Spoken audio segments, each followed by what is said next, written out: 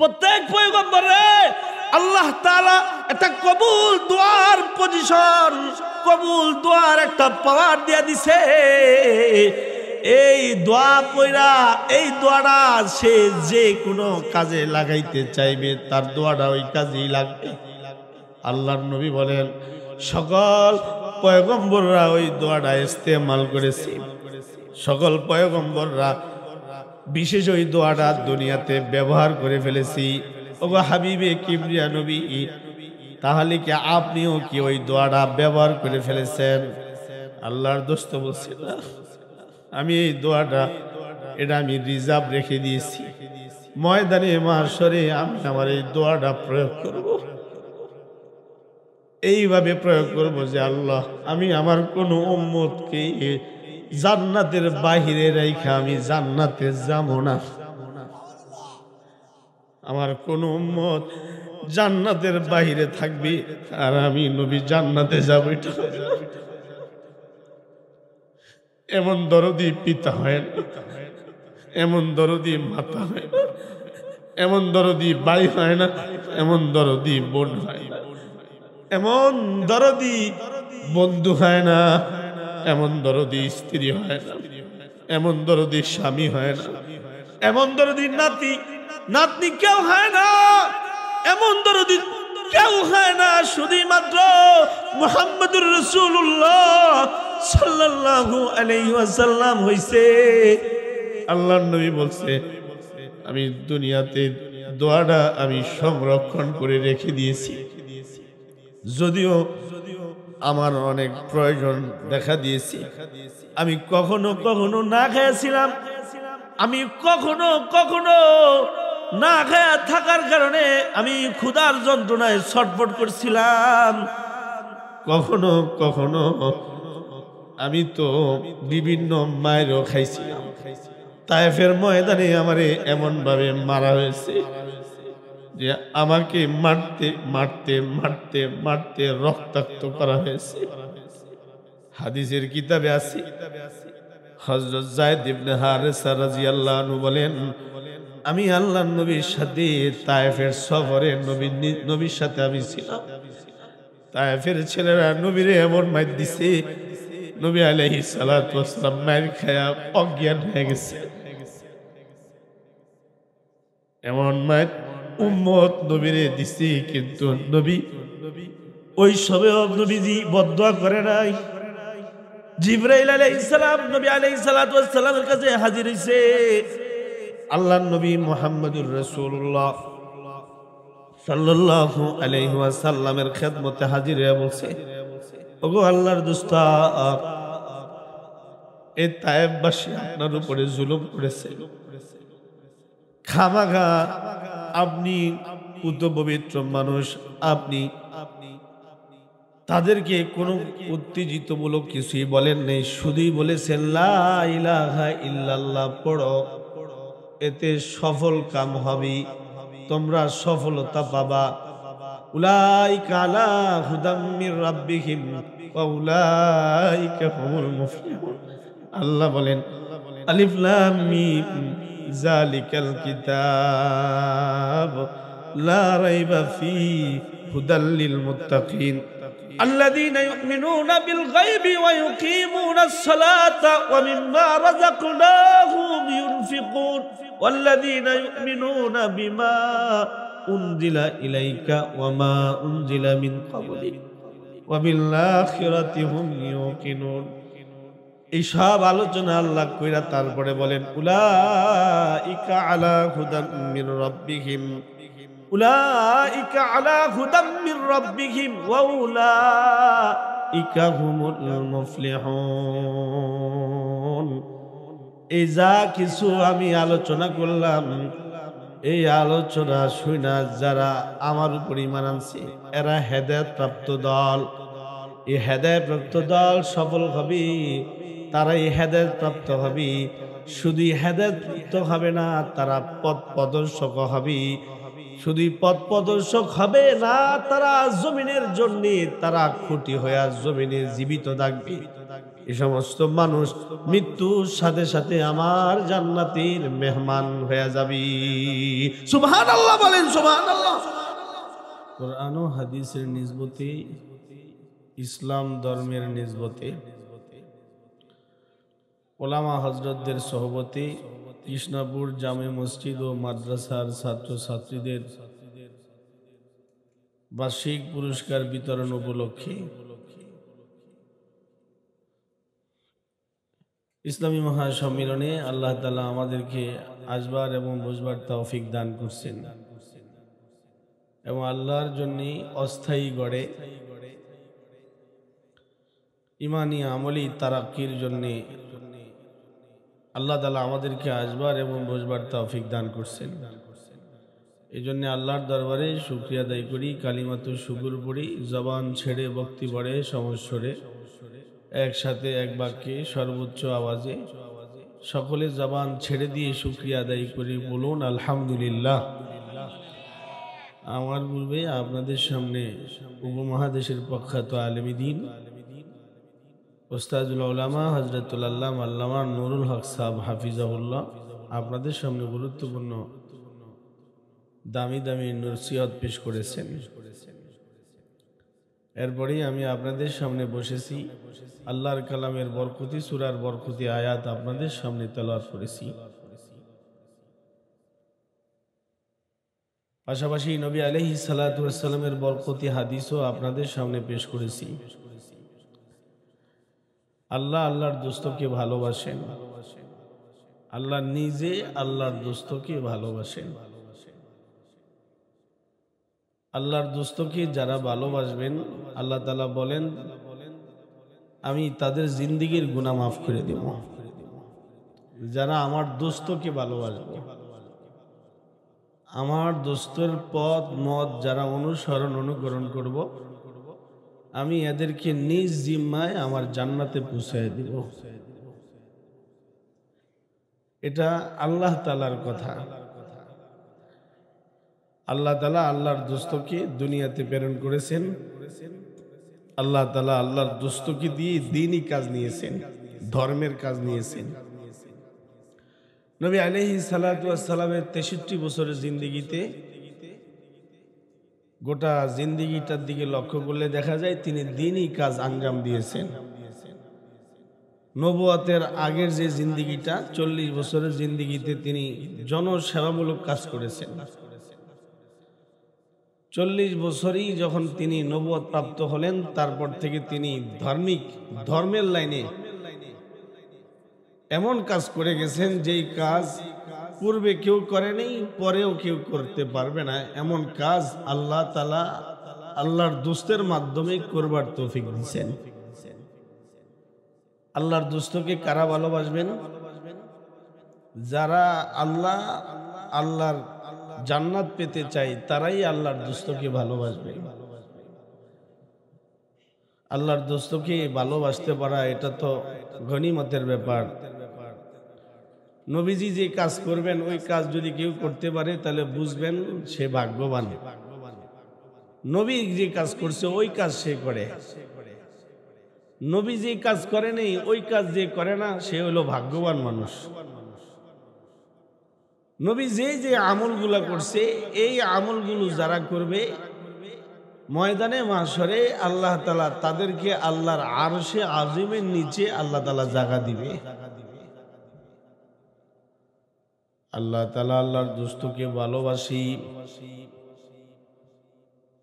আল্লাহর দোস্তকে যারা ভালোবাসবে আল্লাহ বলেন কোরআনে আমি তাদেরকে ভালোবাসবো।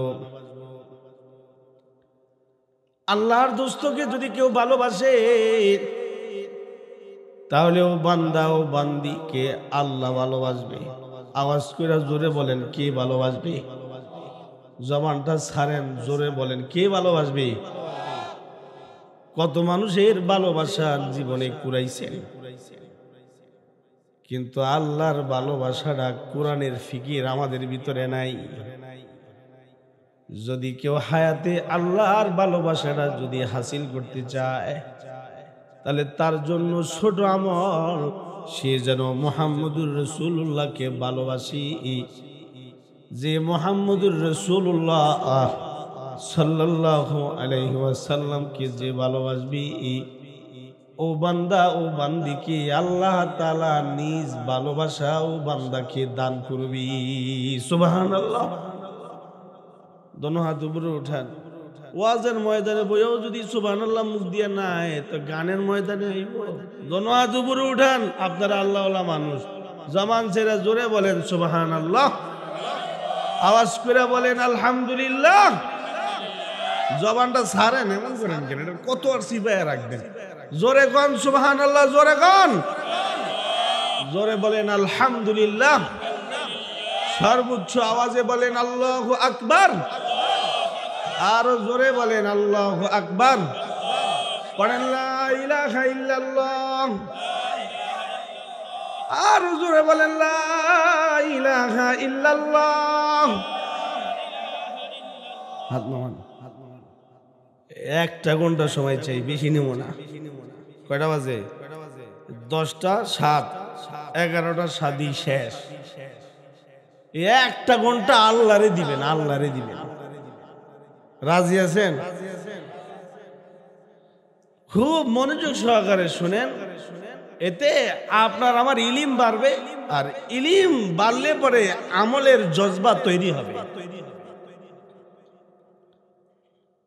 আল্লাহর বন্ধুকে যারা ভালোবাসবি আল্লাহ তাআলা তাদেরকে ভালোবাসবি। এটা একটা উপমা দিয়া বুঝাইলে হয়তো সহজে বুঝবেন। আপনার সন্তানকে যদি কেউ ভালোবাসি, যে আপনার সন্তানকে ভালোবাসে আপনি তাকে ভালোবাসবেন। এর কারণ হলো আপনার আদরের সন্তানটাকে আমাকে ভালোবাসি, তাই আপনি আপনার ভালোবাসাটা অমুক লোককেও আপনি দিয়েছেন। আল্লাহর জমিনে আল্লাহর কাছে সবচেয়ে দামি ব্যক্তি হলো মুহাম্মাদুর রাসূলুল্লাহ। সকলে পড়েন সাল্লাল্লাহু আলাইহি ওয়াসাল্লাম। আল্লাহর কাছে সবচেয়ে দামি ব্যক্তি হলো মুহাম্মাদুর রাসূলুল্লাহ সাল্লাল্লাহু আলাইহি ওয়াসাল্লাম। আল্লাহর কাছে সবচেয়ে বেশি মর্যাদাবান পয়গম্বর আপনার আমার নবী। এই মর্যাদাবান পয়গম্বররে যদি কেউ ভালোবাসি, তাহলে আল্লাহ বলে তুই আমার নবীরে ভালোবাসিস নাই, তুই আমারে ভালোবাসছস। আমার নবীরে তুই ভালোবাসা ফেলছস, তাই আমি আমার ভালোবাসা তোরে দিয়ে দিলাম। বান্দারে তোর জিন্দেগীর গুনাহ যত আছে সব আমি মাফ করে দিলাম। ওয়াগফির লাকুম যুনুবাকুম আল্লাহু গফুরুর রহিম। আল্লাহ আল্লাহর দোস্তরে ভালোবাসে। শুধু আল্লাহর দোস্তকে আল্লাহই ভালোবাসে তা নয়, আপনার আমার নবীকে সকল মাখলুক ভালোবাসি। হাত্তা কি আপনার আমার নবীকে সাপে পর্যন্ত ভালোবাসি। আপনার আমার নবীকে ফেরেশতারা ভালোবাসে। আপনার আমার নবীকে সমস্ত মাখলুক সর্বোচ্চ সম্মান করে। হাদিসের কিতাবে আছে গাছে নবীরে ভালোবাসে, মাছে নবীরে ভালোবাসে। এমন ভালোবাসে যে নবীর নামের দুরূদ মাছে পড়তেছে।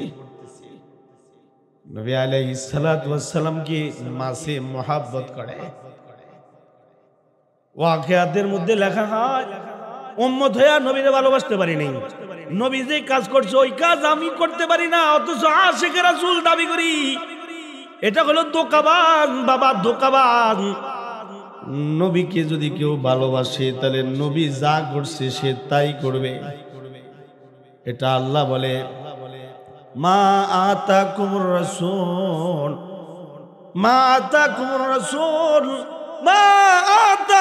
রাসূল ফাখুযু ওয়া মা নাহাকুম আনহু ফান্তাহু ওয়াত্তাকুল্লাহ ইন্নাল্লাহা গফুরুর রহিম। আল্লাহ বলেন আমার বন্ধু যা যা তোমাদের কাছে এনে দিয়েছে তা তোমরা গ্রহণ করো, ফাখুযু ধরো, ভালো করে ধরো, ওয়া মা নাহাকুম আনহু ফান্তাহু, যা থেকে আমার বন্ধু তোমাদেরকে বাঁচতে বলে তা থেকে তোমরা তোমাদেরকে বাঁচাও। ফাত্তাকুল্লাহ, আল্লাহরে ভয় করো। আওয়াজ করে জোরে বলেন, কাকে ভয় করো? আরো জোরে বলেন, কাকে ভয় করো? আরো জোরে বলেন, কাকে ভয় করো? আল্লাহ বলে ফাত্তাকুল্লাহ, আল্লাহকে ভয় করো।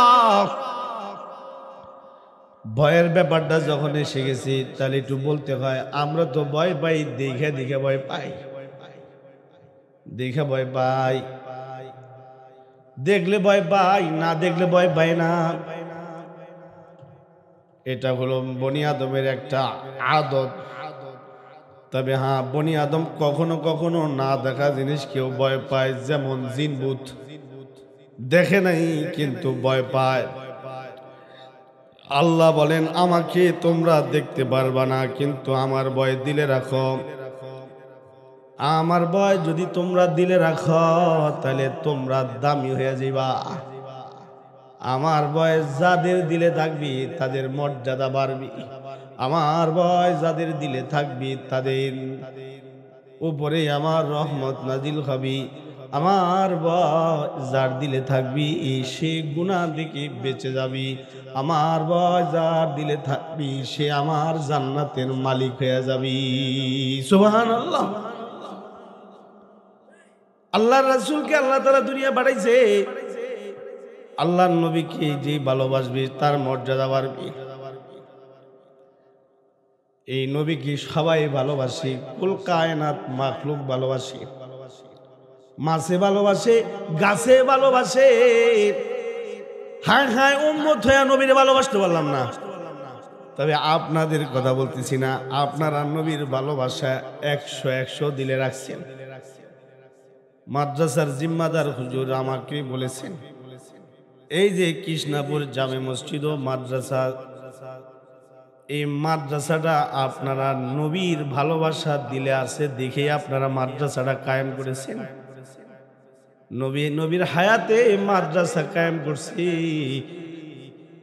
আপনারা নবীর কাজটা নিজের কাজ বানায় নিছেন।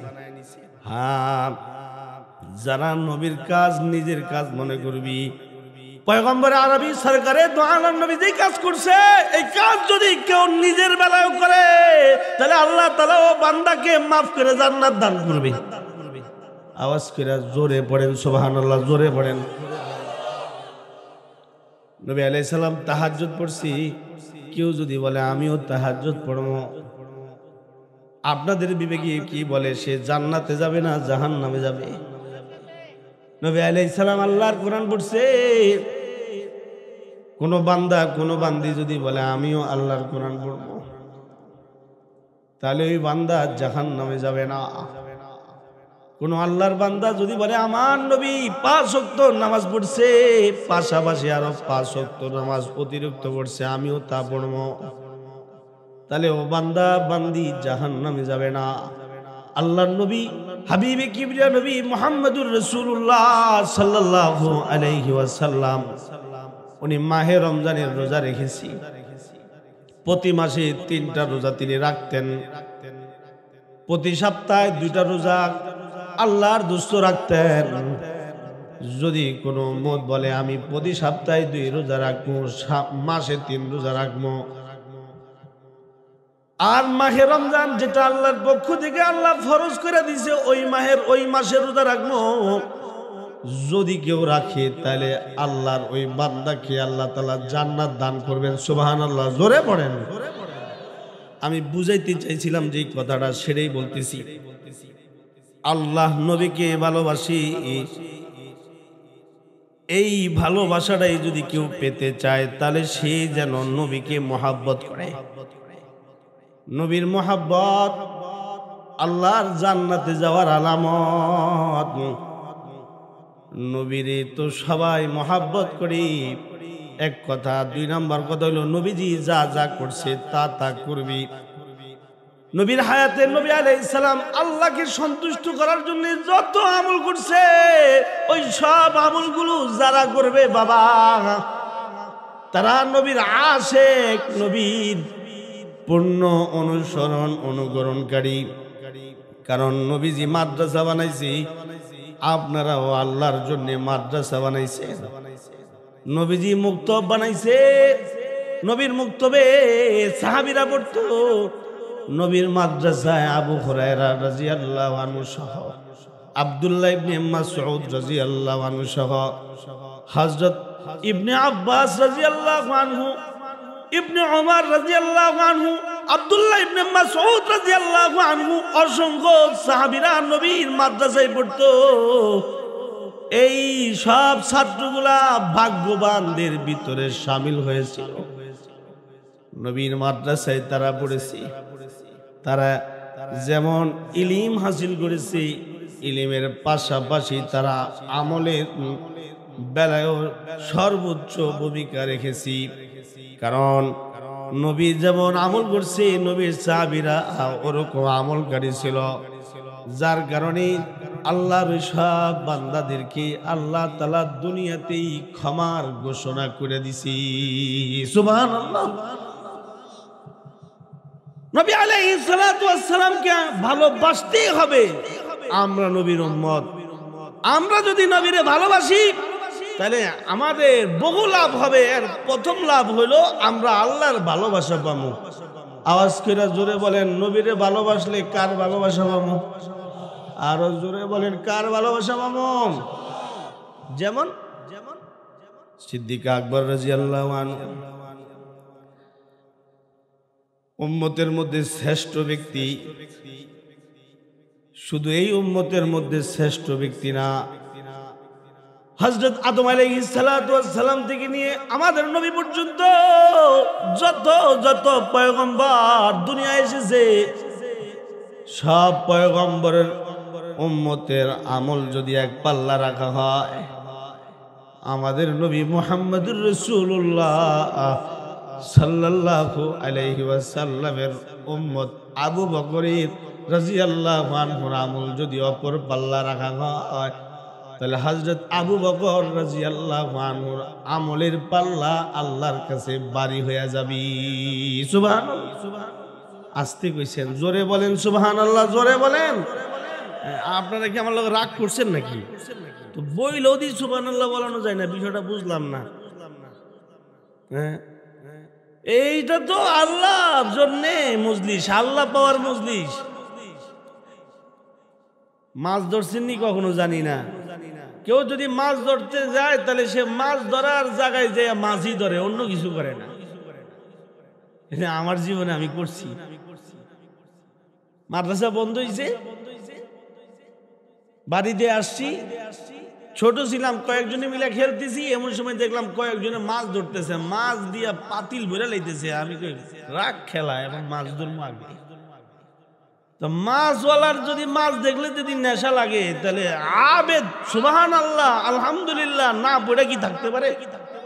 কি কথা কর নাকি আপনারা? আমার লোক মনে রাগ করছেন মনে হয়। তো সুবহানাল্লাহর জায়গায় সুবহানাল্লাহ কইবেন, তাতে দিয়ে বইয়া থাকেন। বুঝলাম না বিষয়টা আসলে কি। তো সুবহানাল্লাহ কই গিয়া বলবো আমরা? এটা তো আমলের জায়গা। আমলের জায়গায় যদি আমল না হয়, তা অন্য জায়গায় গিয়ে আমল করা যাবে? আল্লাহর রাস্তে এই আমলের জায়গায় বসেছি, কিছু সময় আমল করি। নবী আলাইহিস সালাতু ওয়াস সালামকে আবু বকর রাদিয়াল্লাহু আনহু ভালোবাসি, তাতে দাম কমে নাই, দাম বাইরে গেছি। এমন বাড়ছি, হযরত আবু বকর রাদিয়াল্লাহু আনহু গায়ের মধ্যে ছড়ের জামা পড়ছে, ছড়ের জামা। কুমিল্লা অঞ্চলের মানুষ সালা গুলে বুঝবেন, সালা। আবু বকর রাদিয়াল্লাহু আনহু তারিখের কিতাবে লিখছি, ইতিহাসের কিতাবে আছে, আল্লাহ আল্লাহর রাসূলকে খুশি করার জন্য সালার জামা গায়ে পড়ছে।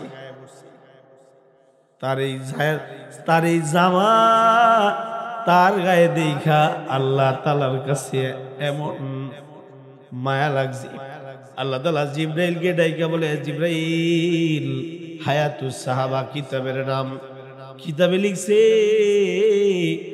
আল্লাহ তাআলা জিবরাইলকে ডাইকা বলে, আমার বন্ধুর খাস শাগরিদ আবু বকর আমার নবীকে আর আমাকে খুশি করার জন্য নিজের গায়ের জামাটা বিক্রি কইরা বিক্রির টাকা আমি আল্লাহর রাস্তায় দান করছে,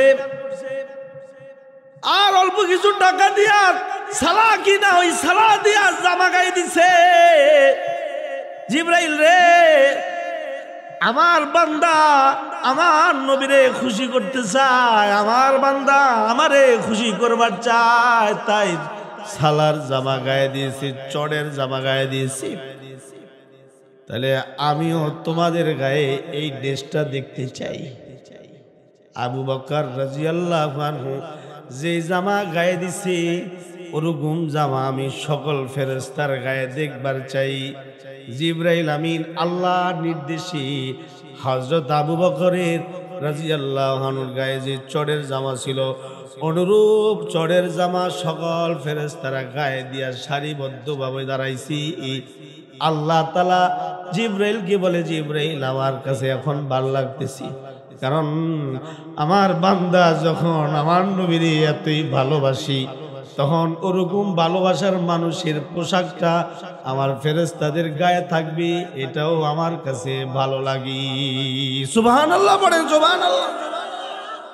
নবী আলাইহিস সালাতু ওয়াস সালামকে আবু বকর ভালোবাসে, আল্লাহর দোস্তকে এত ভালোবাসে। নবী আলাইহিস সালাতু ওয়াস সালাম বলছে, আবু বকর সম্ভবত আমাকে হিজরত করতে হবে, হিজরত উম্মত হইয়া নবীরে এমন ভালোবাসতে হবে যেমনটা আবু বকর রাদিয়াল্লাহু আনহু বেশি নবীকে। নবী আলাইহিস সালাতু ওয়াস সালামকে যারা ভালোবাসবে তাদের দাম কমবে না। আমার পূর্বে যিনি আপনাদের সামনে বয়ান করেছেন ওনার সামনে কেউ কথা বলবে এই সাহসটা কেউ রাখে না।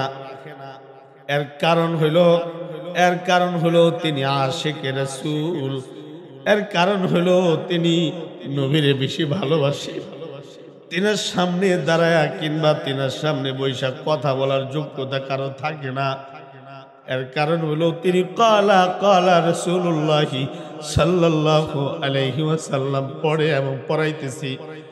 এরকম যারা হয় তাদেরকে আল্লাহ তাআলা দামি বানায় দেয়, তখন দুনিয়াদাররা পর্যন্ত তার পিছে পিছে ঘুরি, এমনকি আখিরাতওয়ালা ব্যক্তিরাও তাদের পিছনে বৈশা তাদের জোতা খুলে নিয়ে বৈশা থাকি। ঠিক বললাম না ব্যাঠিক বলেন, জোরে বলেন। আল্লাহওয়ালা হয়ে গেলে তাদের মর্যাদা বাড়ে। আবু বকর আল্লাহর রাসূলকে খুশি করবার চায়, সিদ্দিক আকবর রাদিয়াল্লাহু আনহুর জন্য সব কিছু ফেদা করে দিল। আবু বকর রাদিয়াল্লাহু আনহু বলে, হুব্বিবা ইলাইয়া মিন দুনিয়াকুম সালাস, নবীরে ভালোবাসে। এই কথাটা যেন আমরাও বলতে পারি, আল্লাহ আপনার নবীরে ভালোবাসি। আওয়াজ করে জোরে বলেন, কাকে ভালোবাসি? আল্লাহ আল্লাহর রাসূলকে আমরা ভালোবাসি, এটা বলতে হবে। ময়দানে মাশরে তোমার বাবাই কিন্তু তোমার লগে থাকবে না, তোমার মা কিন্তু তোমার সাথী হবে না, তোমার বন্ধু কিন্তু তোমার সাথী হবে না, তোমার ভাই বোন আত্মীয় স্বজন বিবি বাল বাচ্চা কিন্তু তোমার উপকারে আসবে না। আল্লাহর কসম এটা আমার কথা না। আল্লাহ বলে, ওয়ালা ইয়াসআলু হামিমুন হামিমা ইউবাসসিরুনহুম ইয়াওয়াদ্দুল মুজরিমু লাউ ইফতাদি মিন আযাবি ইয়াউমিইযিম বিবানি। বন্ধু বন্ধুর কোনো উপকার আসবে না। দুনিয়ায় দেখছি বন্ধু বিপদে পড়ছে তো বন্ধু বন্ধুর উপকারে আসছে।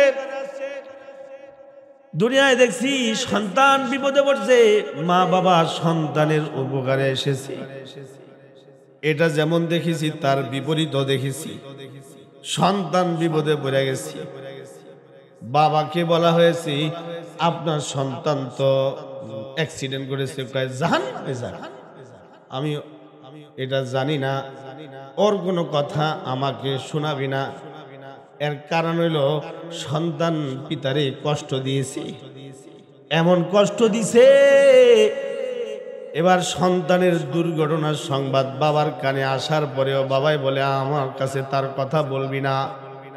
তাহলে দুনিয়াতেও মা বাবা সন্তানের বিরুদ্ধে চলে যায়, দুনিয়াতেও ভাই ভাইয়ের বিরুদ্ধে মামলা করে, ভাই ভাইকে কোবায়া কোবায়া টুকরা টুকরা করে। ঠিক কইলাম না বেঠিক কইলাম? আল্লাহ বলে ইয়াউমা ইয়াফিরুল মারউ মিন আখি ওয়া উম্মিহি ওয়া আবিহি। আল্লাহ তাআলা আমাদেরকে দুইটা দুইটা বলছে, ইয়াউমা ইয়াফিরুল মারউ মিন আখি ওয়া উম্মিহি ওয়া আবিহি ওয়া সাহিবাতিহি ওয়া বানি। সূরা আবাসার আয়াত। আল্লাহ বলেন ভাই ভাই থেকে পলায়ন করবে। আল্লাহ বুঝাইতে চাইছে ময়দানে মাহশরে কেউ কারো কোনো উপকার আসবে না, সবাই সবারকে দিয়া নফসি নফসি বলবে। হ্যাঁ, এই অবস্থাটা দেখি দুনিয়াতেও হয়ে গেছে। দুনিয়াতেও কখনো কখনো ভাই ভাইয়ের উপকারে আসে না। ওয়া উম্মিহি ওয়া আবিহি, কখনো কখনো দেখেছি মা বাবা সন্তানের উপকারে আসে না। ওয়া সাহিবাতিহি ওয়া বানি, কখনো কখনো তো স্ত্রীও স্বামীর উপকারে আসে না। স্ত্রী স্বামীর বিরুদ্ধে মামলা দিছে, গেল 5ই আগস্টে নরসিংদীর জেল বাইয়া বহু আসামি পালায়ন করে চলে গেছে।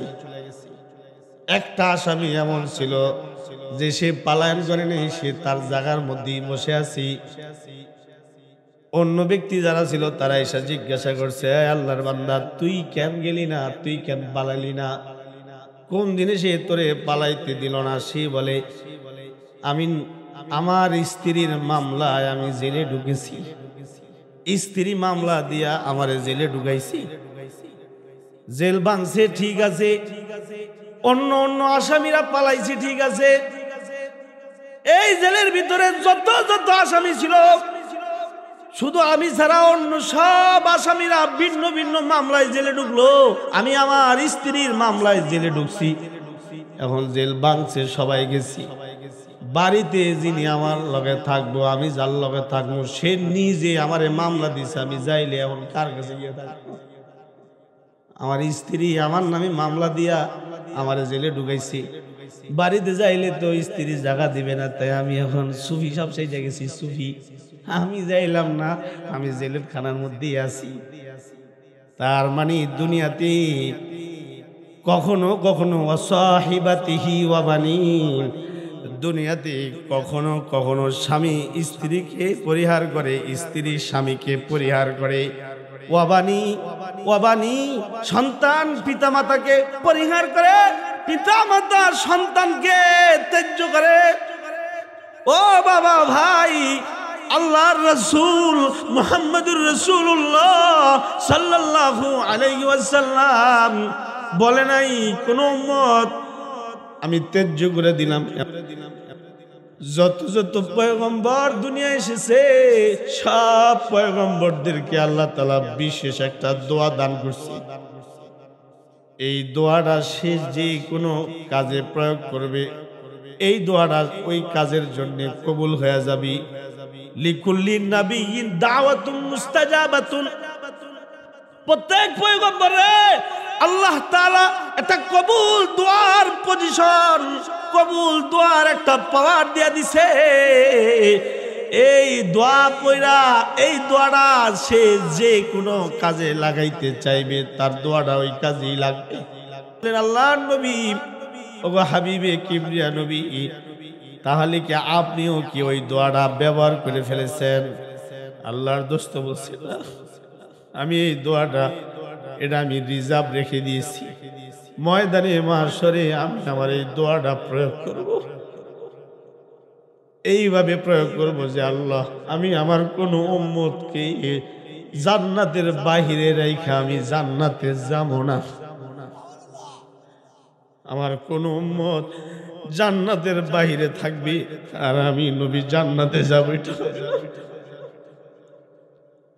এমন দরদি পিতা হয় না, এমন দরদি মাতা হয় না, এমন দরদি ভাই হয় না, এমন দরদি বোন হয় না, এমন দরদি বন্ধু হয় না, এমন দরদি স্ত্রী হয় না, এমন দরদি স্বামী হয় না, এমন দরদি নাতি নাতনি কেউ হয় না, এমন দরদি কেউ হয় না। শুধুমাত্র মুহাম্মদুর রাসূলুল্লাহ সাল্লাল্লাহু আলাইহি ওয়াসাল্লাম হইছে। আল্লাহর নবী বলছে, আমি দুনিয়াতে দোয়াটা আমি সংরক্ষণ করে রেখে দিয়েছি, যদিও আমার অনেক প্রয়োজন দেখা দিয়েছি। আমি কখনো কখনো না খেয়েছিলাম, আমি কখনো কখনো না খেয়ে থাকার কারণে আমি ক্ষুধার যন্ত্রণায় ছটফট করছিলাম। কখনো কখনো আমি তো বিভিন্ন মায়েরও খাইছিলাম। তায়েফের ময়দানে আমারে এমন ভাবে মারা হয়েছে যে আমাকে মারতে মারতে মারতে মারতে রক্তাক্ত করা হয়েছে। হাদিসের কিতাবে আছে, হযরত যায়েদ ইবনে হারেসা রাদিয়াল্লাহু আনহু বলেন, আমি আল্লাহর নবীর সাথে তায়েফের সফরে নবীর সাথে আমি ছিলাম। তায়েফের ছেলেরা নবীরে এমন মার দিছে, নবী আলাইহিস সালাতু ওয়াস সালাম মার খায়া অজ্ঞান হয়ে গেছে। এমন মার উম্মত নবীরে দিছে, কিন্তু নবী ওই সবেও নবীজি বদদুয়া করে নাই। জিবরাইল আলাইহিস সালাম নবী আলাইহিস সালাতু ওয়াস সালামের কাছে হাজির হইছে। আল্লাহর নবী মুহাম্মদুর রাসূলুল্লাহ সাল্লাল্লাহু আলাইহি ওয়াসাল্লামের খেদমতে হাজির হয়ে বলছে, ওগো আল্লাহর দোস্ত, এই তায়েফবাসী আপনার উপরে জুলুম করেছে। খামাখা আপনি পুত পবিত্র মানুষ, আপনি তাদেরকে কোনো উত্তেজিতমূলক কিছুই বলেন নাই, শুধুই বলেছেন লা ইলাহা ইল্লাল্লাহ পড়ো, এতে সফল কাম হবে, তোমরা সফলতা পাবা। উলাইকা আলা হুদাম মির রাব্বিহিম ওয়া উলাইকা হুমুল মুফলিহুন। আল্লাহ বলেন, আলিফ লাম মিম যালিকাল কিতাব লা রাইবা ফি হুদাল লিল মুত্তাকিন আল্লাযীনা ইউমিনুনা বিল গায়বি ওয়া ইউকিমুনাস সালাতা ওয়া মিম্মা রাযাকনাহুম ইউনফিকুন ওয়াল্লাযীনা ইউমিনুনা বিমা উনজিলা ইলাইকা ওয়া মা উনজিলা মিন ক্বাবলিক ওয়া বিল আখিরাতি হুম ইউকিনুন। এই সব আলোচনা আল্লাহ কইরা তারপরে বলেন, উলাইকা আলা হুদাম মির রাব্বিহিম, উলাইকা আলা হুদাম মির রাব্বিহিম ওয়া উলাইকা হুমুল মুফলিহুন। এই যা কিছু আমি আলোচনা করলাম, এই আলোচনা শুনা যারা আমার উপর ঈমান আনছে, এরা হেদায়েত প্রাপ্ত দল। এই হেদায়েত প্রাপ্ত দল সফল হবে, তারা এই হেদায়েত প্রাপ্ত হবে। শুধু হেদায়েত প্রাপ্ত হবে না, তারা পথ প্রদর্শক হবে। শুধু পথ প্রদর্শক হবে না, তারা জমিনের জন্য তারা খুঁটি হয়ে জমিনে জীবিত থাকবে। এই সমস্ত মানুষ মৃত্যুর সাথে সাথে আমার জান্নাতের মেহমান হয়ে যাবে। সুবহানাল্লাহ বলেন, সুবহানাল্লাহ। তায়েফবাসী আল্লাহর নবীরে মারলো। জিবরাইল আলাইহিস সালাম হাবিবি কিবরিয়া নবীর খেদমতে চলে আইলো। আল্লাহর নবী, আপনাকে তারা এরকম ভাবে মারলো যে আপনার দেহের মুবারকের রক্ত দিয়া জমিন লাল হইল। এবার আল্লাহ আমারে পাঠাইছে তাদেরকে শাস্তি দেওয়ার চিন্তা, আল্লাহ শাস্তি দেওয়ার সিদ্ধান্ত আল্লাহ নিয়ে নিছে। আল্লাহ তাআলা আমাকে পাঠাইছে তাদেরকে শাস্তি দিবেন। তাও এটাও হবে আপনার কথার মাধ্যমে, আপনি খালি বলবেন হ্যাঁ আমি প্রস্তাব রাখতেছি আপনার কাছে, খালি আপনি খালি কবুল বলবেন যে হ্যাঁ এটা হোক। জিবরাইল আমিন বলি, আল্লাহর নবী এই তায়েফের উভয় পাশে এই গণবসতির মানুষগুলার দুই ধারেই কিন্তু পাহাড় আছে। আল্লাহ আমাকে নিয়েছে, আমি দেখছি, যারা হজে গেছে তারা দেখছি। মক্কা মদিনা, তায়েফের মক্কা মদিনা হলো পাহাড়ের শহর, ঘন ঘন পাহাড়, পাহাড় কাইটা তারা রাস্তা করছে। তায়েফের মানুষগুলাও চতুর্দিকে তারা পাহাড় পাইছে, তায়েফের জমিনটা মক্কা নগরীর জমিন থেকে উঠছে উপরে উপরে জমিন, এর চতুর্দিকে এই পাহাড় রাখা হয়েছে। জিবরাইল আমিন বলে, আল্লাহর দোস্ত মুহাম্মদুর রাসূলুল্লাহ সাল্লাল্লাহু আলাইহি ওয়াসাল্লাম, আপনার গায়ের রক্ত যে জমিনে ফালাইছে এটা আল্লাহ দেখে ফেলছে। আওয়াজ করে জোরে বলেন, কে দেখছে? ইমানের আওয়াজে জোরে বলেন, কে দেখছে? আল্লাহ তাআলা দেখে ফেলছে। কাজে আল্লাহ তাআলা আমাকে পাঠাইছি, আপনি খালি হ্যাঁ বলবেন, দুই পাহাড় এই মাঝখানে থাকা মানুষগুলাকে একেবারে পিষ্ট করে ফেলবে, মাটির নিচে তাদেরকে একেবারে পুঁতে ফেলা হবে। কারণ যারা নবীর গায়ে হাত দিয়েছে তাদের বেঁচে থাকার অধিকার নাই। জিবরাইল আমিন বলে, আল্লাহর নবী খালি আপনি পারমিশন দেন। আল্লাহর দোস্ত কেঁদে দিয়া বলে, ভাই এইভাবে বলো না, যত কিছু হোক তারা আমার উম্মত, তারা আমারে চিনে না, এইভাবে বইলো না ভাই। এরা হয়তো অবশ্যই আমার উপরে কালিমা পড়বে, আল্লাহর উপরে ঈমান আনবে। যদি তারা কালিমা নাও পড়ে তাহলে তাদের সন্তানাদিরা পর্যন্ত হয়তো কালিমাওয়ালা হয়ে যাবে। যদি তাদেরকে ধ্বংস করে দেওয়া হয়, বিভিন্ন জাতিকে যেভাবে ধ্বংস করা হয়েছে এদেরকেও যদি অনুরূপভাবে ধ্বংস করে দেওয়া হয়, তাহলে তো আমি কালিমাওয়ালা পাইলাম না। কোরআনে আছে, আল হাক্কাতু মাল হাক্কা ওয়া মা আদরাকা মাল হাক্কা কাযযাবাস সামুদু ওয়া আদুম বিল কারিয়া কাযযাবাস সামুদু ওয়া আদুম বিল কারিয়া ফাআম্মা সামুদু ফাউহলিকু বিত্তাগিয়া ওয়া আম্মা আদুন ফাউহলিকু বিরিহিন সারসারিন আতিয়া। সামুদ জাতিকে, আদ জাতিকে আল্লাহ তাআলা এমন ভাবে শাস্তি দিয়েছে। আল্লাহ তাআলা কোরআনে সূরা হাক্কায় বিস্তারিত আলোচনা করেছে। কাযযাবাস সামুদু ওয়া আদুম বিল কারিয়া আম্মা সামুদু ফাউহলিকু বিত্তাগিয়া ওয়া আম্মা আদুন ফাউহলিকু বিরিহিন সারসারিন আতিয়া। বাতাস দিয়া শাস্তি দিছে। বাতাসে এমন বাতাস ছাড়ছে, বাতাসের জোরে তারা বল যেমন ডব খায় এমন ডব দিয়া দিয়া তারপরে তাদেরকে মারছে। সাখখারাহা আলাইহিম সাবআ লায়ালি ওয়া সামানিয়াতা আইয়াম। 7 দিন 8 দিন ব্যাপী তাদেরকে এরকম বাতাসে শাস্তি দেওয়া হয়েছে।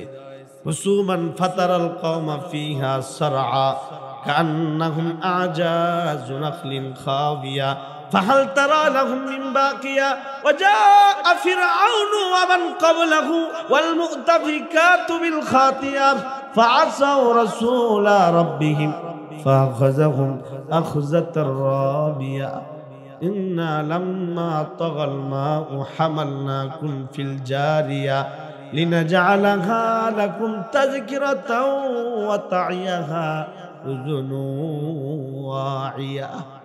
আল্লাহ তাআলা সূরা হাক্কায় বিভিন্ন জাতিদের ধ্বংসের বর্ণনা দিয়েছি।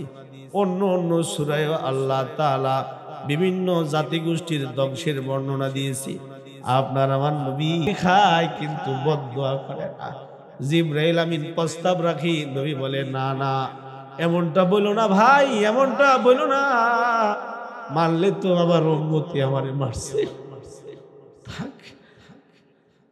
এটা বাবাই যেমন সন্তানের থাপ্পড় খায়াও বলে সমস্যা নাই, আমার ছেলে আমার থাপ্পড় দিছে।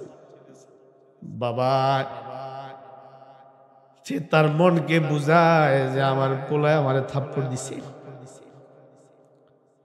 মা সন্তানের থাপ্পড় খায়াও হজম করতে পারি, কারণ তারা মা, তারা বাবা, তারা হজম করতে জানি। আল্লাহর রাসূল বলেন, কখনো কখনো মা বাবাও সন্তানের কোনো কষ্ট হজম করতে পারে না। মা বাবাও কখনো কখনো সন্তানের কষ্ট হজম করতে না পাইরা বদদুয়া করে। ঠিক বললাম না বেঠিক বললাম? মা কষ্ট পাইছে, বলে তোর মুখ আর আমি দেখবার চাই না। বাবাই কষ্ট পাইছে, কয় তুই আর আমারে বাপ বইলা ডাকবি না, আমি তোর মুখের বাবা শব্দ ডাক্তার শুনবার চাই না। আল্লাহর দোস্ত এমনই দরদি পয়গম্বর জিবরাইল আমিন বলবার চায় ধ্বংস করে দেই। আল্লাহর রাসূল কি বলে শুনেন, আপনার আমার নবী এতই দরদি নবীজি, তিনি বলেন আল্লাহুম্মা হদি কওমি ফাইন্নাহুম লা ইয়ালামুন। আল্লাহ, আমার উম্মত বুঝে নাই, তাই তারা আমারে মারছি। এরা হেদায়েত দিয়ে দেন আপনি আপনার পক্ষ থেকে। এরা জানে না আমি যে নবী, তাই তারা মারছে, তাতে আপনি কষ্ট নিবেন না। আমি আমার এই উম্মতদের ধ্বংস আমি চাই না, আমি আপনার কাছে তাদের হেদায়েত চাই। নবী মায়ের খায়া হেদায়েত চায়। এই নবী দোয়ার পারমিশন পাইছি, নিজের অসুস্থতা নিজের অভাবের হালতেও দোয়া প্রয়োগ করে নাই। নিজের কন্যার অভাব চলছে, হযরত ফাতেমা রাদিয়াল্লাহু আনহার অভাব চলছে। নবী আলাইহিস সালাতু ওয়াস সালাম চাইলেই দোয়া কইরা হযরত ফাতেমার অভাব দূর করে দিতে পারতেন। হাদিসের কিতাবের ঘটনা, যুদ্ধের গনিমতের মাল পাওয়া গেছে। নবী আলাইহিস সালাতু ওয়াস সালামের কাছে সবগুলা গনিমতের মাল জমা হয়েছে। বহু কিছু পাইছে, এর মধ্য থেকে গোলাম পাইছে, বান্দিও পাইছে।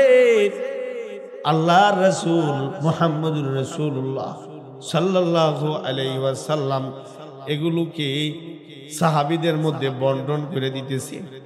হযরত আলী রাদিয়াল্লাহু আনহু ঘরে গিয়া হযরত ফাতেমাকে বলে, এই ফাতেমা, এই হাসানের মা, হুসাইনের মা, আল্লাহর দুস্তের খেদমতে যুদ্ধের গনিমতের মাল জমা হয়ে গেছে, এর মধ্যে গোলাম বান্দিও এসে জমা হয়েছে। তুমি কাজ করতে করতে তোমার হাতের চামড়া উঠে গেছে। তুমি গুহার পানি টাইনা আনতে আনতে তোমার হাতে চামড়া উঠে গেছে। কোমরে পানির কলসি বহন করতে করতে এখানে কালো দাগ হয়ে গেছে, মেস করে গেছে। বাবার কাছে অনেকগুলা গোলাম আর বান্দি নিয়ে আসা হয়েছে। তুমি যাও, যা বাবারে গিয়া একটু বলো, বাবা আমার তো কাজ করতে কষ্ট হয়, যদি একজন সহকারী একটা বান্দি দিতেন তাহলে আমার উপকার হইতো। তুমি গিয়া মুহাম্মদুর রাসূলুল্লাহ সাল্লাল্লাহু আলাইহি ওয়াসাল্লামকে ওয়াকিফ করে আসলে, অবগত করে আসলে পরে হয়তো তোমার বন্টনে একটা পেও দিতে পারো। হযরত ফাতেমা রাদিয়াল্লাহু আনহা তিনি জান্নাতের রমণীদের সরদার হবেন। তিনি আল্লাহর নবীর কাছে আসলেন, আয়েশা বাবারে সালাম দিলেন, মেয়ে বাবারে সালাম দিলেন। আল্লাহর রাসূল ব্যস্ত ছিলেন, সালাম দিয়া কি জানি বলবার চায় ফাতেমা। আল্লাহর দুস্থ হাবিবি কিবরিয়া নবী বললেন, ফাতেমা, আই ফাতেমা, আমি একটু ব্যস্ত আছি রে মা, আমার ব্যস্ততা শেষ হইলেই তোমার বাড়িতে গিয়ে আমি তোমার কথা শুনবো। হযরত ফাতেমা রাদিয়াল্লাহু আনহাকে আল্লাহর রাসূল বলছে, যাও, তুমি যাও, তোমার কথা আমি মুহাম্মদুর রাসূলুল্লাহ তোমার কাছে গিয়ে শুনবো। হযরত ফাতেমা রাদিয়াল্লাহু আনহা বাড়িতে চলে এসেছে। আল্লাহর দুসই দিক দিয়ে যা ছিল সব কাবা হকুহু বন্টন হয়ে গেছে। টাকা পয়সা যা ছিল তাও বন্টন হয়েছে। গোলাম বান্দি যা নবীর খেদমতে এসেছে তাও বন্টন হয়ে গেছে। আল্লাহর দোস্ত তাড়াহুড়া করে হযরত ফাতেমার বাড়িতে গিয়া দেখি হযরত ফাতেমা রাদিয়াল্লাহু আনহা বড় কষ্টে আছে। আল্লাহর দোস্ত কাছে গিয়া বসে, মা মেয়ে একসাথে বসেছে। হযরত ফাতেমা রাদিয়াল্লাহু আনহাকে আল্লাহর দোস্ত বলে, মা ফাতেমা, তুমি কেন গেছিলা আমার কাছে? কি তোমার কি কথা আছে বলো, আমি শুনি। হযরত ফাতেমা রাদিয়াল্লাহু আনহা বলে, বাবা, আপনার জামাই আলী আমাকে বলেছে আপনার খেদমতে যুদ্ধের গনিমতের মাল জমা হয়েছে, ওই মালের জন্য বাবা আমি আপনার খেদমতে হাজির হই নাই। আপনার জামাতা আলী আমাকে বলেছে ফাতেমা কাজ করতে করতে হাতের চামড়াগুলো উঠে গেছে তোমার, সবটাই তোমারই করতে হয়। পানির রশি বালতির মধ্যে লাগায়া কুয়ার থেকে যে টাইনা টাইনা পানি আনো, এতে তোমার হাতের চামড়া উঠে গেছে। অনেক পরিশ্রম তুমি করো ফাতেমা।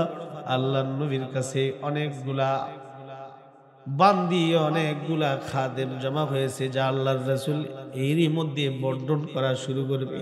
তাহলে তুমিও আল্লাহর নবীর খেদমতে গিয়ে একটা বান্দি চাইও, এতে তোমার কাজে একটু তোমারে সাহায্য সে করব। এই জন্যে গিয়েছিলাম বাবা। আল্লাহর দোস্ত হযরত ফাতেমা রাদিয়াল্লাহু আনহার আবদার কি বললেন শুনেন। নিজের জন্য, নিজের পরিবারের জন্য আমল বাতায় দিলেন, উম্মতের জন্য আল্লাহর রাসূল সব কিছু সদকা করে দিলেন। আল্লাহু আকবার, জোরে বলেন। হইছে না ইমানের আওয়াজে জোরে বলেন আল্লাহু আকবার, জোরে বলেন আল্লাহ। আল্লাহর নবী হযরত ফাতেমা রাদিয়াল্লাহু আনহাকে বলে, মা তুমি গেছিলা সময় আমি ব্যস্ত ছিলাম রে মা, তুমি যেই কাজে গেছ, এই কাজে তুমি যে গেছ ঠিক আছে, তোমার যাওয়া ঠিক আছে, তবে রে মা ব্যস্ত না থাকলেও তোমার কাছ থেকে যদি আমি পূর্ণ শুনতাম বিস্তারিত, তাহলেও আমি তোমারে বান্দি দিতাম না। আমি তোমারে এখন এই মুহূর্তে তোমারে বান্দি না দিয়ে আমি তোমার জন্য একটা আমল দিতেছি, আমল, যে আমলটা মা তুমি করবা, এবং এই আমলটা আমার গুনাহগার উম্মত করবি, এতে তারা রাহাত সুকুন পাবে, শান্তি পাবে।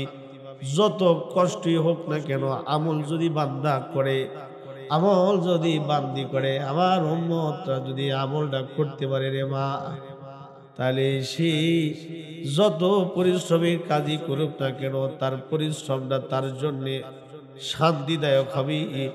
এবং এই আমলের কারণে গোলাম বাদি আজাদ করলে যে সওয়াব, ওই পরিমাণ সওয়াব তার আমল নামায় আল্লাহ তাআলা দান করবি। আল্লাহর নবী খালি বলছে আমল দিব তোমারে, আমি তোমারে বান্দি দেব না মা, আমি তোমারে বান্দি দেব না, আমি তোমারে আমল দিব মা। আমল, আমল से जिंदगी बनती है, जन्नत भी जहन्नम भी। अमल से जिंदगी बनती है, जन्नत भी जहन्नम भी। खाक अपनी फितरत में न नारी है न नूरी, खाक अपनी फितरत में न नारी है न नूरी। মানুষ যখন আমল করে তখন তার মর্যাদা বাড়ে, এমন বাড়ে যেই জায়গায় ফেরেশতারা যেতে পারে না। আমল করা মানুষ ওই জায়গা পর্যন্ত চলে যায়। আল্লাহু আকবার, জোরে বলেন। সবাই মিলে আরো চিল্লে জোরে বলেন আল্লাহু আকবার, জোরে বলেন। আমল, আমল বান্দার উপর উঠায় দেয়। এই যে আমি বারবার বলতে চাই, আমার পূর্বে হযরত যিনি বয়ান করেছেন উপমহাদেশের প্রখ্যাত আলেমী দ্বীন, হিম্মত নাই যে কেউরা সামনে বৈশা কথা বলবে, দাঁড়ায় কথা বলবে, হিম্মত নাই। এটা কেন? ওনার কাছে পিস্তল আছে নাকি?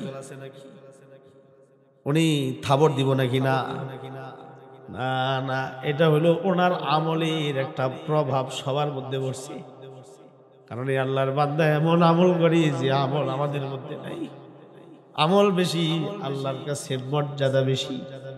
আবু বকরের আমল বেশি, আল্লাহর কাছে তার মর্যাদা বেশি। হযরত ফাতেমা রাদিয়াল্লাহু আনহার কাছে নবীর দেওয়া আমল বেশি, তাই জান্নাতের সরদারিনী হবেন রমণীদের। সুবহানাল্লাহ, জোরে বলেন। নবী বলেন, ফাতেমা তোমারে আমল দিবা, আমলটা হলো প্রতি ওয়াক্ত নামাজ যখন শেষ করবা, সহিহ হাদিসে আল্লাহর রাসূল বলে, নামাজ যখন শেষ হয়ে যাবে তখন অবশ্যই পড়বা, আল্লাহুম্মা আইন্নি আলা যিকরিকা ওয়া শুকরিকা ওয়া হুসনি ইবাদাতিক। সালাম ফিরাইছেন, আসসালামু আলাইকুম ওয়া রাহমাতুল্লাহ, আসসালামু আলাইকুম ওয়া রাহমাতুল্লাহ। আল্লাহর রাসূল বলে, এই মুআদ, যখনই সালাম ফিরাইবা তখনই কিন্তু এইভাবে আল্লাহর কাছে দোয়া করবা। আল্লাহ মা আবাদনাকা হাক্কা ইবাদাতিক ওয়া মা আরাফনাকা হাক্কা মারিফাতিক মা আবাদনাকা হাক্কা ইবাদাতিক ওয়া মা আরাফনাকা হাক্কা মারিফাতিক। আল্লাহ, যেইভাবে আপনাকে চিনার দরকার ছিল ওইভাবে ইবাদত ওইভাবে চিনি নাই, যেইভাবে আপনার ইবাদত করার দরকার ছিল এইভাবে ইবাদত করতে পারি নাই। নবী বলে মুআজ সালাম ফিরাইবা, সালাম ফিরানোর পরে পড়বা আল্লাহুম্মা আইন্নি আলা যিকরিকা ওয়া শুকরিকা ওয়া হুসনি ইবাদাতিক। নবীজি এই আমলটা শিখায় দিয়েছেন। তার মানে আল্লাহর কাছে তৌফিক চাইবা। আল্লাহ, যেই মনোভাব নিয়া, যেই রকম দেহ নিয়া, যেরকম কলম নিয়া আপনার সামনে দাঁড়ানো উচিত ছিল এইভাবে দাঁড়াইতে পারি নাই। আমি যে ইবাদতটা করেছি আমার ইবাদতটা আপনার শান মোতাবেক হয় নাই। তবু আপনার কাছে সাহায্য চাই, আমি যেন আপনার শান মোতাবেক ইবাদত করতে পারি, আমি যেন আপনার শান মোতাবেক জিকির করতে পারি। আল্লাহুম্মা আইন্না আলা যিকরিকা ওয়া শুকরিকা ওয়া হুসনি ইবাদাতিক। হুসনে ইবাদত আমি করতে চাই, আল্লাহর কাছে বলবা। এরপরে আল্লাহর নবী হযরত ফাতেমাকে বলে, ফাতেমা পড়বা আল্লাহুম্মা আনতাস সালাম ওয়া মিনকাস সালাম ওয়া ইলাইকা ইয়ারজিউস সালাম হাইয়িনা রাব্বানা বিস সালাম তাবারাকতা রাব্বানা ওয়া তাআলাইতা ইয়া জাল জালালি ওয়াল ইকরাম। সালাম ফিরাইছো পড়ো আল্লাহুম্মা লা মানিআ লিমা আতাইত ওয়ালা মুতিয়া লিমা মানাতা ওয়ালা ইয়ানফাউকাল জাদ্দু মিনকাল জাদ পড়ো। এরপরে পড়বা ফাতেমা যে আমল তোমারে দিবার চাই মা, তোমারে গোলাম দিব না, তোমারে বান্দি দিব না, তোমারে আমল দিব। আমল কি আমল বাবা? আল্লাহর দোস্ত বলে তুমি পড়বা সুবহানাল্লাহ সুবহানাল্লাহ সুবহানাল্লাহ 33 বার পড়বা। আওয়াজ করে জোরে বলেন কয়বার পড়বা? কি পড়বা? আওয়াজ করে জোরে বলেন কি পড়বা? আল্লাহ নবী বলে বাবা তার মেয়েরে আমল শিখায় দেয়। আমরা বাবা হইছি, সন্তানকে আমল শিখাই না, বলি না বাবা তুমি যে বিসমিল্লাহ যে বললা না খাওয়ার শুরুতে, খাওয়া শুরু করছো তুমি বিসমিল্লাহির রহমানির রহিম বলো নাই, বলো বিসমিল্লাহির রহমানির রহিম বইলা খাও। এজন্য কখনো কখনো খাইতে বইয়া জোরে জোরে বিসমিল্লাহির রহমানির রহিম বইলা খাইতে হয়। খাবারের মাঝে মাঝে জোরে জোরে আলহামদুলিল্লাহ বলবেন। এটা এই জন্য বলবেন সবক আশেপাশে যারা আছে তারাও যেন বলে আলহামদুলিল্লাহ। কে খাওয়াইতেছি? জোরে বলেন, আর জোরে বলেন কে খাওয়াইতেছি? আল্লাহ খাওয়াইতেছি, তার প্রশংসা। খাবার শেষ হয়ে গেছে, দোয়া পড়ো আলহামদুলিল্লাহিল্লাযী আত'আমানা ওয়া সাকানা ওয়া জাআলানা মিনাল মুসলিমিন। আল্লাহ সমস্ত প্রশংসা তোমার, তুমি আমাদেরকে খাবার পেট ভরে খাওয়াইছো এবং পান করাইছো এবং আমাদেরকে মুসলমানদের ভিতরে শামিল করেছো। এইভাবে সন্তানকে আমল শিখাইতে হয়। যদি কেউ সন্তানকে আমল শিখায় ওই আরশের মালিক আল্লাহ তাআলা তখন ওই পিতা মাতা সন্তানের উপরে খুশি হয়ে যায়। আমরা তো আমাদের সন্তানদেরকে আমল শিখাই না। কোরআনে সূরা লোকমান নাজিল হয়েছে, সূরার নাম হলো সূরা লোকমান। এই লোকমান সূরায় বাবা লোকমান তার সন্তানকে বিভিন্ন জিনিস শিখায়। এই সন্তান, ইয়া বুনাইয়া লা তুশরিক বিল্লাহ ইন্নাশ শিরকা লাযুলমুন আযীম। সন্তান রে, আল্লাহর সাথে শরীক করো না। আল্লাহ একজন, তার সাথে কোনোভাবেই শরীক করবে না। ওমাই ইউশরিক বিল্লাহি ফাকাদ হারামাল্লাহু আলাইহিল জান্নাহ। যে কেউ আল্লাহর সাথে শরীক করবে সে জাহান্নামে যাবে, সে জান্নাতে যাবে না। বাবাই সন্তানকে বলে শরীক করবে না। আওয়াজ করে জোরে বলেন কি বলে? এই সন্তান শরীক করবে না। আর আমরা সন্তানদেরকে বলি কিরে স্কুলে গেলি না কে, অথচ এই কথা বলি না, নামাজ পড়লি না কে এটা বলি না, অথবা এটা বলি এই কিরে দোকানে গেলি না কে, অথবা এটা বলি এই কিরে কাজে গেলি না কেন, কাজ করবি না, কাজ না করলে তো করে খাওয়ান পাবি না। সন্তানকে পিতা এটা বলে না এই সন্তান কোরআন বললি না কে, এই সন্তান আল্লাহর কালামের তেলাওয়াত তুই করলি না, লা ইউহিব্বুল কাফিরিন। আল্লাহ বলেন বন্ধু আপনারে ভালোবাসছি, তাহলে সে অবশ্যই আমারে ভালোবাসছি, আর আপনারে যে ভালোবাসছি তার জিন্দেগীর গুনাহ আমি আল্লাহ তাআলা মাফ করে দেব। আবু বকরের গুনাহ মাফ হয়ে গেছি, আবু বকর গুনাহ মাফ করাইছে শুধুই মাত্র নবীর খেদমতের মাধ্যমে। নবী বলছে আবু বকর আমি কিন্তু হিজরতে বের হব। নবী বলছে, আবু বকর বলে লাব্বাইক আল্লাহর রাসূল আমি আপনার হিজরতের সাথী হব। এমনই হওয়া হয়েছে আল্লাহ তাআলা আবু বকরের মর্যাদা মর্তবা আল্লাহ নবীর হিজরতের কারণে বাড়ায় দিয়েছি। সুবহানাল্লাহ। নবীর কাজের সাথে আপনাদের কাজেরও মিল আছে। নবীজি যেমন মাদ্রাসা কায়েম করছে, আপনারাও মাদ্রাসা কায়েম করেছেন আল্লাহর জন্য। কার জন্য করছেন? আলহামদুলিল্লাহ। এইভাবে নবী যে কাজ করতো ওই কাজ আমি করব, আপনারাও করবেন।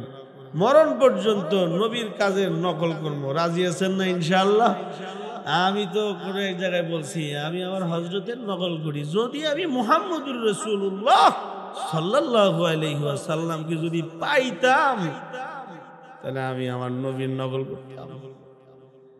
আবু বকর যেভাবে নবীর নকল করছে, আল্লাহর কসম আমি আমার নবীর ওইভাবেই নকল করতাম। আমি আমার নবীরে পাই নাই, আবু বকর রাদিয়াল্লাহু আনহু নবীরে পাইছে। নবীজির চুল নকল করেছে, নবীজির দাড়ি নকল করেছে, নবীজির দেহের পোশাক নকল করেছে, নবীজির হাঁটা নকল করেছে, নবী আলাইহিস সালাতু ওয়াস সালামের চলা নকল করেছে, নবী আলাইহিস সালাতু ওয়াস সালামের কথোপকথন আবু বকর রাদিয়াল্লাহু আনহু নকল করেছে। নবীজির ওযু যেরকম আবু বকর নবীর ওযুকে নকল করেছে। আল্লাহর নবী যেভাবে নামাজ পড়ে আবু বকর রাদিয়াল্লাহু আনহু এইভাবে নামাজ পড়ে। আল্লাহর নবী উম্মতের ব্যাপারে যেমন দরদি আবু বকর তেমন দরদি। আল্লাহর রাসূল যেই যায় নামাজে দাঁড়ায় নামাজ পড়ে, আবু বকর রাদিয়াল্লাহু আনহু ওই যায় নামাজে দাঁড়ায়া আল্লাহকে স্মরণ করি। যদি এই অদম হাবিবে কিবরিয়া নবী মুহাম্মদুর রাসূলুল্লাহকে পাইতাম তাহলে হুবহুব আল্লাহর নবীকে আল্লাহর কাছ থেকে নকল করবার জন্য চায়া নিতাম। আল্লাহর দোস্ত আমাদেরকে রাইখা বহু আগে চলে গেছি, তবে তারপরেও নবীর সুন্নত কোরআন হাদিসে যেভাবে আছে, ওলামায়ে কেরাম যেভাবে আমাদেরকে পথ দেখাবে আমরা ওইভাবেই চলবো, মওত পর্যন্ত এইভাবে চলবো। আল্লাহ বললেওয়ালা শুননেওয়ালা সবাইকে আমল করবার তৌফিক দান করুন। আওয়াজ করে জোরে বলেন আমিন। নবী বলেন ক্বালা রাসূলুল্লাহ সাল্লাল্লাহু আলাইহি ওয়াসাল্লাম মান আহাব্বা সুন্নতি ফাকাদ আহাব্বানি ওয়া মান আহাব্বানি কানা মাই ফিল জান্নাহ। আমারে ভালোবাসা তাহলে আমার সুন্নত মতে চলো, আর আমার সুন্নত মতে চলবা তো আমার সাথে আল্লাহর জান্নাতে থাকবা। মাদ্রাসা আলহামদুলিল্লাহ করছেন হুজুর, আপনাদের প্রশংসা করেছি, তাই চিন্তা করতেছি কি বয়ান করব। কারণ আলহামদুলিল্লাহ প্রতিদিন এই অদম অযোগ্য আল্লাহর ওলিদের সামনে বসে বসে কথা বলতে হয়। আপনাদের এখানে এসে কি বলবো, কোন বিষয়ে কথা বলবো? তা আল্লাহরে বললাম, আল্লাহ তোমার এই বান্দার উপকার হয়, তোমার যে বান্দারা বসবে যা তাদের উপকার হয় এমন কিছু কথা বলবার তৌফিক দিও। আলহামদুলিল্লাহ আল্লাহ যা বলাইছে তাই বলেছি।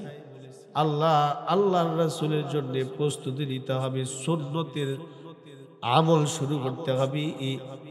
আমরা আলহামদুলিল্লাহ মসজিদ মাদ্রাসা করে ফেলেছি। আপনারা যে এলাকাবাসী মাদ্রাসার প্রতি খুশি, মসজিদের উপরে মাদ্রাসা মসজিদের সাথে যে আপনারা সম্পৃক্ত এটা জেনেছি। আল্লাহ আপনাদের সকলকে কবুল করুন, আপনাদের সাথে আমাদেরকেও আল্লাহ কবুল করো। তিনটা সুন্নত বিশুদ্ধভাবে সালাম দিবেন এইভাবে, আসসালামু আলাইকুম। কিভাবে দিবেন?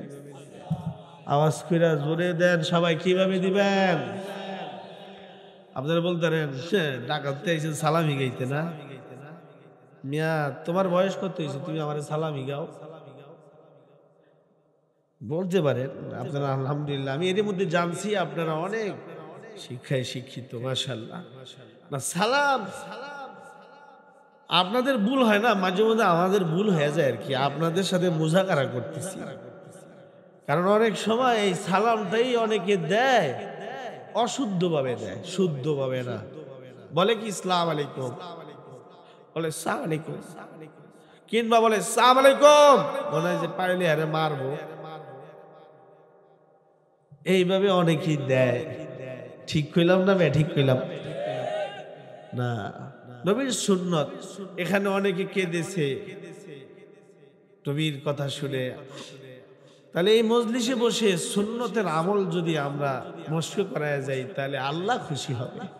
তাই সালাম বিশুদ্ধভাবে দিব, এইভাবে দিব, আসসালামু আলাইকুম। কিভাবে দিব বলেন তো?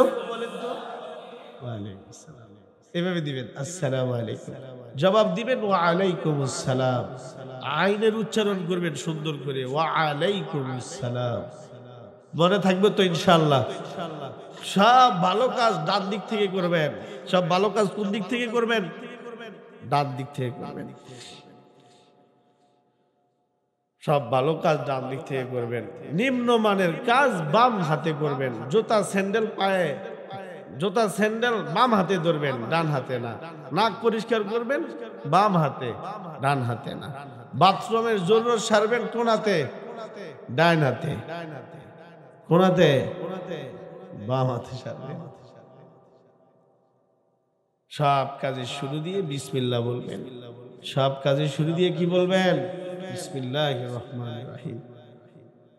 কাজের শেষ আলহামদুলিল্লাহ। কাজের শেষে কি বলবেন? খাইতেছেন বিসমিল্লাহির রহমানির রহিম। খাওয়ার সময় কোন হাতে খাইবেন? কথা কর, ডান হাতে। পানি পান করতেছেন তখন কোন হাতে পান করবেন? খাবার খাইতেছেন সময় পানি পান করতে না, ওই সময় কোন হাতে খাইবেন? হ্যাঁ, মাশাআল্লাহ মাশাআল্লাহ। ডান হাতে ধরবেন, বাম হাতে ধরবেন, ডান হাতের ছোঁয়া নিবেন। আপনি এখন ভাত খাচ্ছেন তাই এই হাতে ধরতে পারতেছেন না, তো ধরবেন বাম হাতে, কিন্তু ডান হাতের ছোঁয়া ব্যবহার করবেন। এটাও যে বান্দা ডান হাতেই খাচ্ছে। চা খাইতেছেন কোন হাতে খাবেন? সিগারেট বাম হাতে খাইব। সিগারেট খাবেন? আল্লাহ তাআলা আমাদের সবাইকে নবীর সুন্নত পথে চলবার তৌফিক দান করেন। আমিন।